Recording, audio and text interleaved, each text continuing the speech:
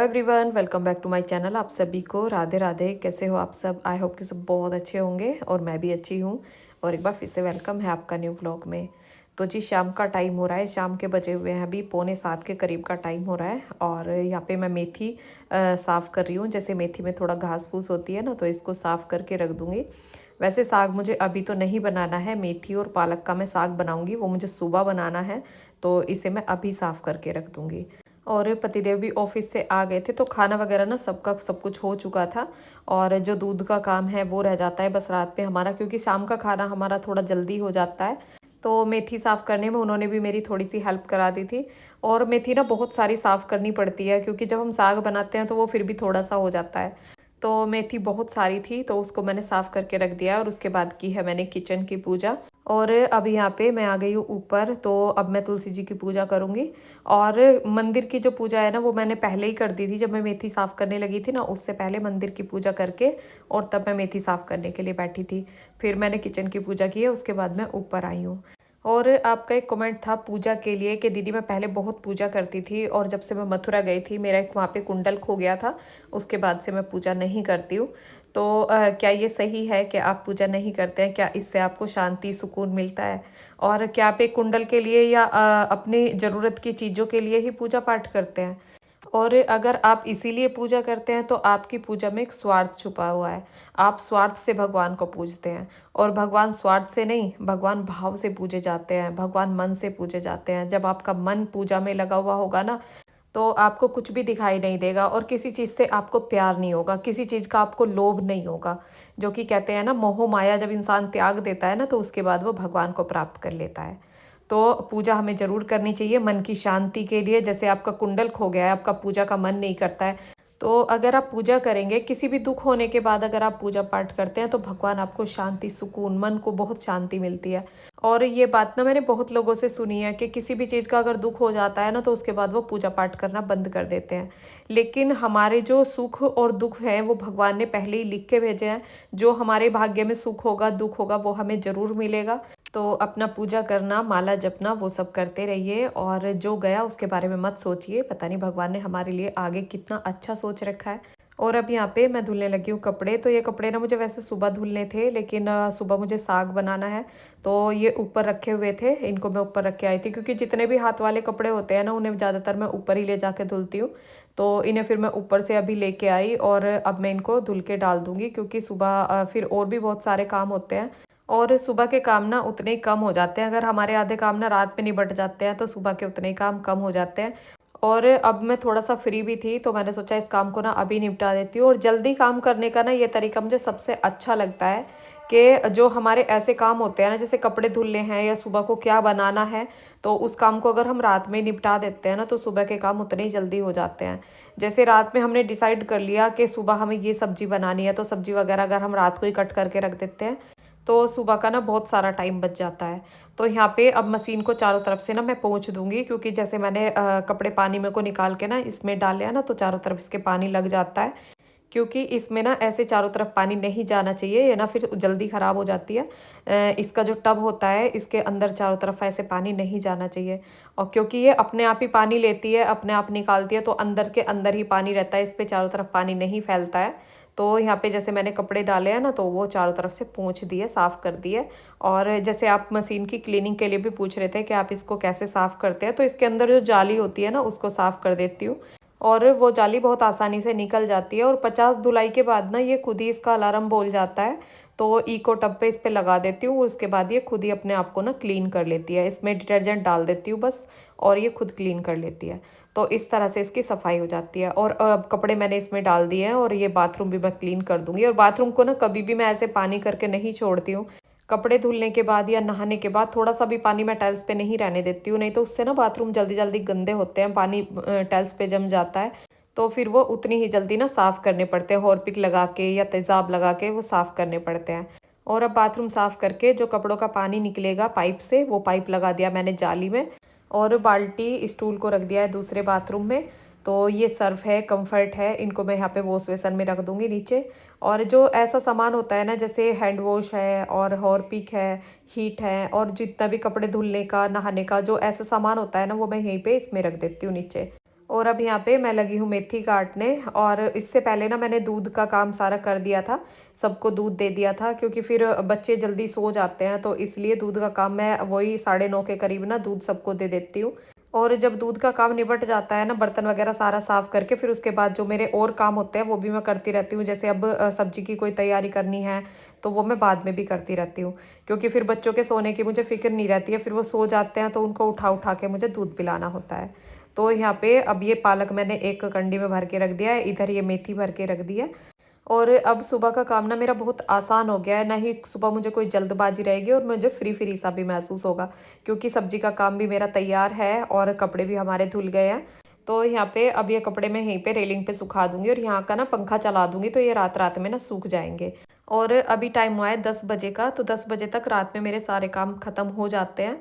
जैसे इवनिंग का जो रूटीन होता है मेरा, वो शाम के 5 बजे से शुरू हो जाता है और रात के 10 बजे तक मैं सारा काम अपना ख़त्म कर देती हूँ।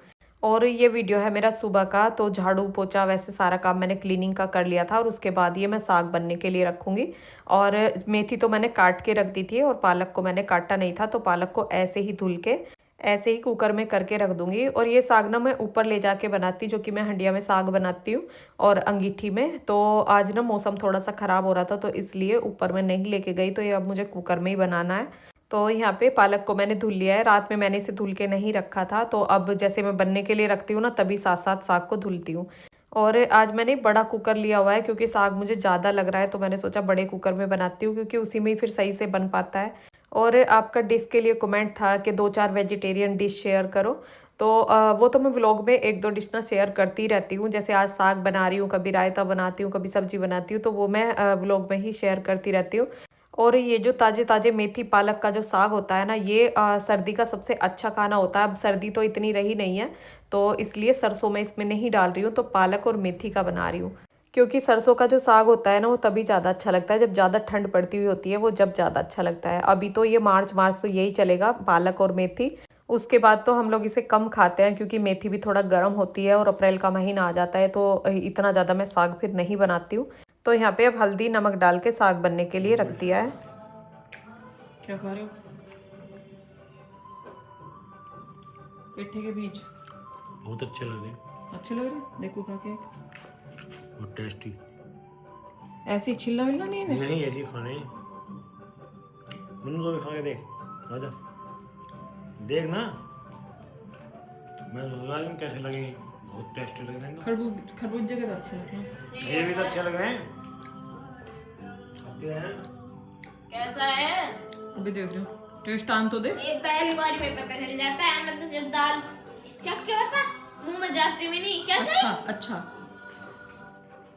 अच्छा, ये प्रेस के कपड़े पड़े, हटियो। तो यहाँ पे मैं नहा के आई और पतिदेव खा रहे थे वो बीज उसके पेठे के, और कद्दू बोलते हैं, पंपकिन बोलते हैं, वो उसके बीज खा रहे थे। तो उनको वो कल लेके आए थे, तो वो रात में भिगोए थे और वो अब उसको खा रहे थे। तो मैंने खा के देखा, मैंने कहा देखती हूँ कैसे लगते हैं। पहले मैंने कभी खाए नहीं थे, तो वो बता रहे थे अच्छे लगते हैं, तो मैंने खा के देखा, तो हाँ टेस्ट उनका अच्छा था।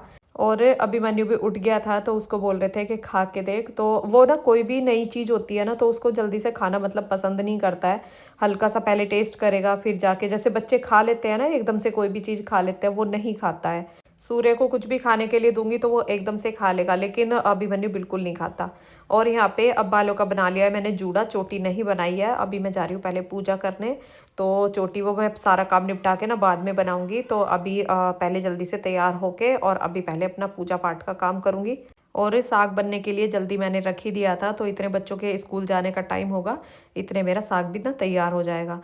और यहाँ पे जो दूध जमाया था, जैसे रात में मैंने दूध जमाया था ना, तो इसमें पानी डाल के और इसको भी अब मैं बिलने के लिए रख दूंगी और इससे घी निकालूंगी। तो जैसे भगवान को भोग लगाऊंगी तो इतने ये बिल जाएगा और इतने अपने बाकी के काम करूंगी। जैसे साग में मुझे मसाला डालना है, तो उसमें मैं क्या पीसती हूँ, ये लहसुन और अदरक और सिर्फ लाल मिर्च पीसती हूँ। और ये गांव के तरीके से मैं साग बनाती हूँ। और जैसे मैं किसी को दूसरे तरीके से साग बनाते हुए देखती हूँ ना, पता नहीं मुझे ऐसा लगता है, पता नहीं कैसा लगेगा खाने में, लेकिन ये जो तरीका है ना साग बनाने का, जो कि गांव वाला है, ये मुझे सबसे अच्छा लगता है। और इस तरीके से बना हुआ साग बहुत ज़्यादा स्वादिष्ट लगता है। तो यहाँ पे सिलबट्टे पे मैं इसको पीसती हूँ। कभी भी मिक्सी में मैं ये चीज़ें नहीं पीसती, क्योंकि उसका टेस्ट ना थोड़ा सा चेंज हो जाता है। तो यहाँ पे इस सिलबट्टे पे पीस के इसको एक कटोरी में पोंछ के रख लूँगी। और जब मैं साग घोटूंगी ना, उसके बाद इसमें ये मसाला डालूंगी। और कोई भी मसाला मैं इसमें नहीं डालती हूँ, जैसे प्याज है, जीरा, धनिया, और कोई भी मसाला नहीं डालती। बस अदरक, लहसुन और लाल मिर्च, सिर्फ यही डालती हूँ, और हींग डालती हूँ। बस उससे ही ना बहुत अच्छा टेस्ट आता है। तो यहाँ पे ये साग भी हमारा हो गया है। ये मैंने उंगली से देखा है कि हाँ साग अच्छे से ना गल गया है। उसके बाद यहाँ पे नीचे कुकर रख के और अब मैं इसको घोट लूँगी। और ये ना बहुत जल्दी घुट जाता है। मेथी पालक का जो होता है ना, ये बहुत जल्दी घुट जाता है। जिसमें चने डले हुए होते हैं और सरसों डली हुई होती है ना, वो तो थोड़ा सा टाइम लेता है, लेकिन ये जल्दी घुट जाता है। और जब ये अच्छे से बारीक घुट गया, उसके बाद डाल दिया इसमें मैंने थोड़ा सा आटा, और थोड़ा थोड़ा करके डालूंगी। और उससे मैं देखती रहती हूँ जब साग का थोड़ा कलर भी चेंज हो जाता है और साग आपस में ना मिला मिला सा हो जाता है, मतलब फटा फटा सा नहीं रहता है। बस उतना ही आटा मैं इसमें डालती हूँ। और ये आटा ना मैं आइडिया से ही डालती हूँ, ऐसा नहीं है कि कोई मैनेजमेंट मैंने इसमें कर रखा है। बस आइडिया से ही ऐसे ही डाल देती हूँ। जब साग बिल्कुल मिल जाता है ना आपस में, तो तब नहीं डालती हूँ। और उसके बाद जो मसाला मैंने पीसा था वो डाल दिया है, और थोड़ा सा हींग डाल दिया है। और अब जितना मुझे पतला रखना है ना, उतना पतला रखूँगी, उतना मैं इसमें पानी डाल दूँगी। और पानी डाल के भी ना इसको अच्छे से मिला दूँगी, अच्छे से घोट दूँगी, तो ये बिल्कुल मिला मिला हो जाएगा। और उसके बाद रखूँगी इसे गैस पे। तो ये देखिए साग हो गया हमारा घुट के एकदम तैयार। मैंने इसे गैस पे रख दिया है, और अब मैं इसको अच्छे से खदकाऊंगी और तब आपको दिखाऊंगी कि साग कितना अच्छा बन के तैयार हुआ है। और इधर ये हमारा दही भी पिल गई है, तो इसमें से अब मैं मक्खन निकाल लूँगी। और उसके बाद मैं पूजा करने जाऊँगी, क्योंकि पूजा के बाद तुरंत भोग लगाती हूँ ना, तो इसलिए मक्खन चाहिए होता है। तो उससे पहले ना मैं मक्खन निकाल के जाती हूँ। और आपका कमेंट था कि जब मैं कपड़े धुलती हूँ या घर को क्लीनिंग करती हूँ, तो जैसे नीचे को बैंड होती हूँ ना, तो उसके बाद मेरी वेस्ट में ना पेन हो जाता है। तो अभी वो थोड़ा है, लेकिन इसको कैसे करना चाहिए, कैसे ठीक करना चाहिए। तो अभी वो कम है, तो उतनी ही जल्दी वो ठीक भी हो सकता है। आप कमर की एक्सरसाइज करिए, जो कि एक्सरसाइज की वीडियो मैंने डाल रखे हैं मेरे चैनल पर, जाकर आप देख लीजिए। कोई कमर की एक्सरसाइज का वीडियो आपको मिलेगा, और आप उस तरह से एक्सरसाइज करिए, धीरे धीरे होके ना वो ठीक हो जाएगा। क्योंकि कमर की जब हम एक्सरसाइज करते हैं ना, तो कमर हमारी मजबूत हो जाती है, मांसपेशियों को पावर मिलती है, तो उससे फिर वो दर्द नहीं होता है। और आपका ये भी कमेंट था कि आप सभी कमेंटों के रिप्लाई करते हो, और कोई भी यूट्यूबर जब एक वीडियो चल जाता है तो उसके बाद किसी कमेंट का कोई रिप्लाई नहीं करता है।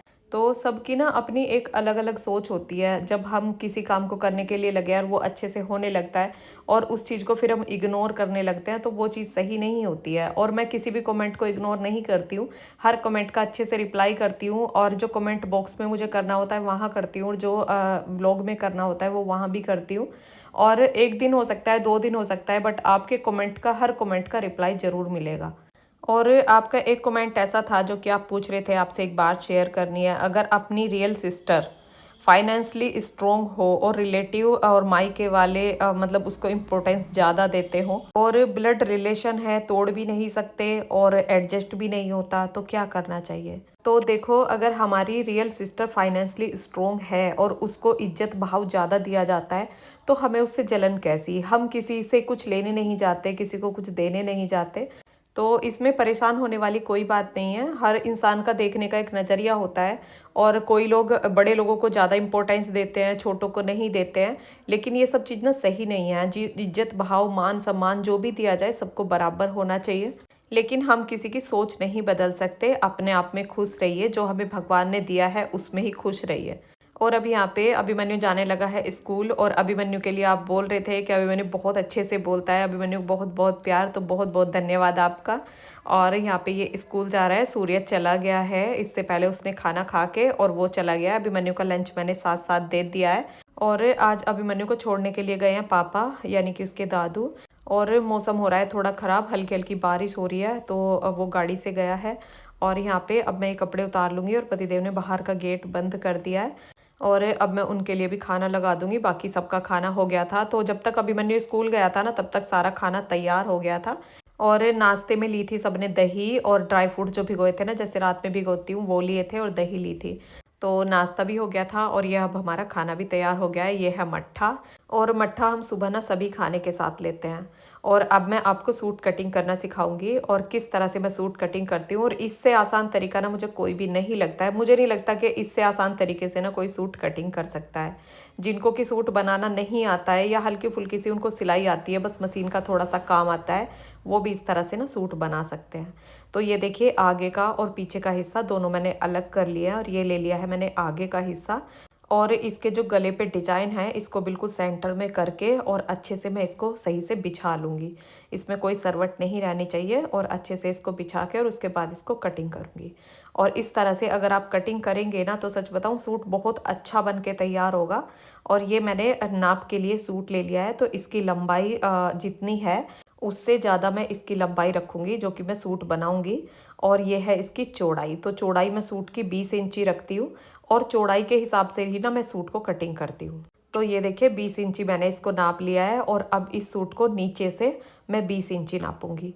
और बीच में मैं इसमें कोई कमर का ढाल नहीं दूंगी, कुछ भी नहीं दूंगी, और तब भी ये सूट ना इतना अच्छा बन के तैयार होगा। केवल फिटिंग में मैं इसका ढाल दूंगी, कटिंग में कुछ भी नहीं दूंगी। तो एक निशान मैंने 20 इंची पे लगाया है और एक निशान मैंने 22 इंची पे लगाया है, यानी कि 2 इंची मैंने इसमें एक्स्ट्रा रखा है मोड़ने के लिए। अगर हमें साइडों में तुरपाई करनी होती है तो थोड़ा चौड़ा मोड़ा जाता है, अगर सिलाई करनी होती है तो कम मोड़ा जाता है। ये मैं आ गई हूँ ऊपर कंधों पे, तो यहाँ पे 7 इंची पे एक निशान मैंने लगाया है चौड़ाई में, और ये लंबाई में भी मैं 7 इंची पे एक निशान लगाऊंगी जो कि कंधों का निशान लगाया जाता है। इस निशान को इस निशान से मिला लूँगी और यहाँ पे इसमें फिर मुझे गोलाई देनी है। और आपका जो नाप हो आप उसके हिसाब से कटिंग करें। और नाप के लिए भी अगर हमें नहीं भी पता है कि हमारा क्या नाप है तो आप अपने सूट से भी नाप सकते हैं। ऊपर से आपको कंधों का नाप लेना है और ये साइड से यहाँ पे मुड्ढों का नाप लेना है। बाकी कोई भी नाप की ज़रूरत नहीं है। जब आप सूट सिलेंगे ना उसके बाद आपको सूट रख के और उससे ही आपको फिटिंग लगा देनी है। तो यहाँ पे अब ये मैं नीचे से कटिंग कर रही हूँ जो कि 22 इंची पे मैंने निशान लगाया था सूट की चौड़ाई का। तो वहाँ से अब मैं कटिंग कर रही हूँ और वहाँ से ऊपर तक जहाँ तक मैंने कंधों का नाप लगाया है वहाँ तक मैं इसकी इकसार करके ऐसे ही सीधा कटिंग करूँगी। कोई भी ढाल मैं इसमें बीच में नहीं दूंगी। ये देखिए बिल्कुल सीधा करके मैंने इसको कटिंग किया है। और अब मैं ये जो ये कंधों के निशान लगाए हुए हैं इनके ऊपर कटिंग करूँगी। और इसको ना मैं आपको सिल के भी दिखाऊंगी कि मैं जो सिलाई करती हूँ ना वो भी बहुत ही आसान तरीके से करती हूँ। और बहुत लोग ना ये कहते हैं कि सूट का गला बनाना बहुत मुश्किल है, सूट का गला बन गया तो समझो सारा ही सूट बन गया। तो सूट का गला बनाना बिल्कुल भी मुश्किल नहीं है। मैं इतने आसान तरीके से आपको गला बनाना दिखाऊंगी और जब मैं इसको बनाऊंगी ना तब आपको दिखाऊंगी। तो यहाँ पे अब ये आगे की कटिंग हमारी पूरी हो गई है। ये देखिए बिल्कुल सीधा सूट मैंने कटिंग किया है। और अब मैं इसकी बैक पार्ट की कटिंग करूँगी। तो बैक को मैं बीच से नहीं मोड़ के बिछाऊँगी क्योंकि फ्रंट में तो गला होता है तो इसलिए वो हमें बीच से मोड़ के बिछाना पड़ता है।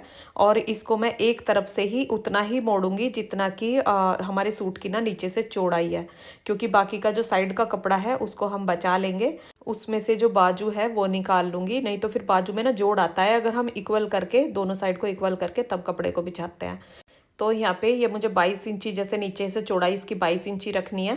तो 22 का जब हम हाफ लेंगे तो वो होगा 11 इंची। तो 11 इंची को हमने ऐसे फोल्ड करके मोड़ के बिछा लिया है और जो फ्रंट पार्ट है उससे नाप के और उसको इसके ऊपर बिछा दिया है। और बस उसी के बराबर मैं इसको कटिंग कर दूंगी। तो ये ऊपर वाला हमारा फ्रंट पार्ट है और जो नीचे वाला है वो हमारा बैक पार्ट है। और बैक पार्ट जो है मैं थोड़ा सा बड़ा रखती हूँ, नीचे को जो लंबाई है उसकी ज़्यादा रखती हूँ, क्योंकि हिप्स पे जब बैक पार्ट ऊपर हो जाता है ना तो फिर वो छोटा लगता है। तो इसलिए उसको 1-2 इंची में बढ़ा के रखती हूँ। तो यहाँ पे ये देखिए फ्रंट पार्ट बिछा के और बिल्कुल सेम कटिंग मैं ऐसे ही कर दूंगी। बस बैक पार्ट को मैंने इससे थोड़ा सा लंबा रखा है, ये देखिए इतना लंबा रखा है। और बैक पार्ट ना थोड़ा ऊंचा नीचा हो रहा है, वो मैं बाद में उसको सही से कटिंग कर दूंगी जब मैं उसको सिलूंगी। तो ये देखिए इसी के सेम निशानों पे मैं कटिंग करूंगी। और इसके जो कंधों की गहराई है वो फ्रंट की थोड़ा गहराई ज़्यादा होती है और जो बैक की होती है ना वहाँ पे हम गहराई नहीं देते हैं, नहीं तो जब हाथ आगे करते हैं ना तो वो सूट फिर खिंचता है, इसलिए उसमें गहराई नहीं दी जाती। तो यहाँ पे बिल्कुल फ्रंट जैसा ही ये बैक का भी कटिंग हो गया है। और ये कपड़ा अब मैं अलग कर लूँगी, इससे हम बाजू की कटिंग करेंगे। तो ये हमारे फ्रंट और बैक पार्टी की कटिंग हो गई है। और अब बस कंधों में हल्का सा मुझे ढाल देना है। वो ढाल आपको दिखाती हूँ कि वो किस तरह से देते हैं। ये देखिए आप निशान लगा के भी दे सकते हैं, लेकिन मैं आइडिया से ना ऐसे ही दे देती हूँ। 1 इंची का यहाँ पे ढाल दिया जाता है, 1 इंची पे आप निशान लगा लें और उस तरह से ढाल दे दें। और अब ये नाप वाला सूट मैंने रख लिया है, तो साइड से जो हमारे चाक खुले हुए होते हैं ना उनका निशान लगा लूँगी। तो यहाँ पे कैंची से ना हल्का सा कट लगा दूँगी, तो उससे मुझे जब मैं फिटिंग लगाऊंगी ना तो मुझे आइडिया रहेगा कि मुझे फिटिंग ना यहाँ तक लगानी है। और अब ये कपड़ा है हमारा बाजू वाला, तो इसको मैंने डबल फोल्ड कर लिया है और कपड़ा ना हमारा अच्छा खासा निकला है। बाजू लंबी भी बना सकते हैं, छोटी भी बना सकते हैं, किसी भी तरह की बाजू में बना सकती हूँ। तो यहाँ पे मैं 20 इंच की लंबाई की बाजू रखूँगी, क्योंकि फिर वो नीचे से मोड़नी भी होती है और ऊपर भी सिलाई में जाता है, आधा आधा इंच ऊपर भी जाता है, तो इसलिए 20 इंच की बाजू में रखती हूँ। और बाजू मैं छोटी नहीं पहनती हूँ, क्योंकि ज़्यादातर ना कोहनी से नीचे ही मैं बाजू पहनती हूँ। तो ये बाजू जितनी मुझे रखनी है, ये देखिए 20 इंची मैं आपको नाप के दिखाती हूँ, तो 20 इंची की बाजू मैं रखूँगी। तो ये 20 इंची की बाजू निकलने के बाद थोड़ा कपड़ा बच जाएगा, जैसे कि गले की पट्टी में भी यूज़ होगा और जो बैक का जो गला होता है उसमें भी यूज़ होगा, तो वो इतना कपड़ा ना हमारा बच जाएगा।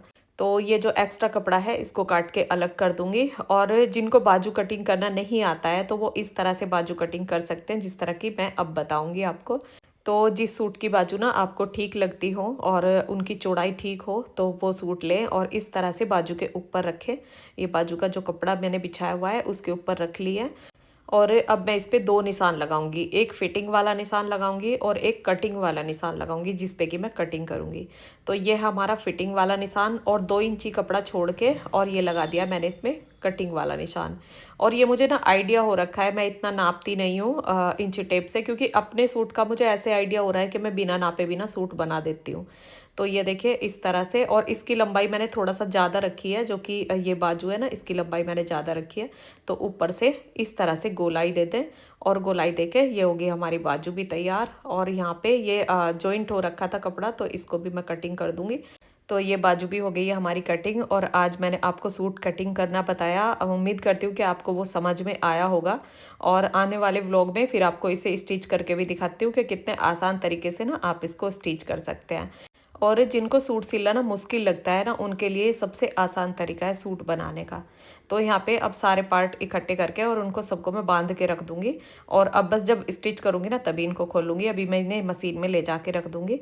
तो उनको रख के और अब मैं खाऊँगी अपना खाना। काम हो गया मेरा सारा ख़त्म, और आज इवनिंग और मॉर्निंग दोनों व्लॉग आपके साथ मैंने शेयर किए हैं। और अभी टाइम हुआ है 11:30 बजे का और काम मेरा सारा ख़त्म हो गया है। सूट भी मैंने कटिंग करके रख दिया है और आज मेरे काम और भी जल्दी ख़त्म हो गया है, क्योंकि रात में मैंने आधे काम निपटा दिए थे।